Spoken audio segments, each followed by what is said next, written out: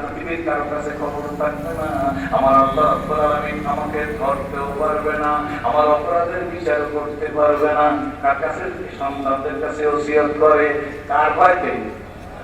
জোরে কোন জানে কে হুয়াল হাইয়ুল কাইয়্যুম।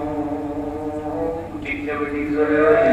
সন্তানরা ওসিয়ত পালন করছে, বাবা মারা যাওয়ার পর সন্তানেরা পড়ছে, পয়লা বানাইছে, পাউডার বানাইছে, প্রলয়ঙ্কারী ঝড়ের মধ্যে সব ছিটিয়ে দিছে। এইবার আর কোনো পাত্তা পাওয়া যাইতেছে না। আল্লাহ রাব্বুল আলামিন ডাকতেছে, বাতাস বাতাস করো।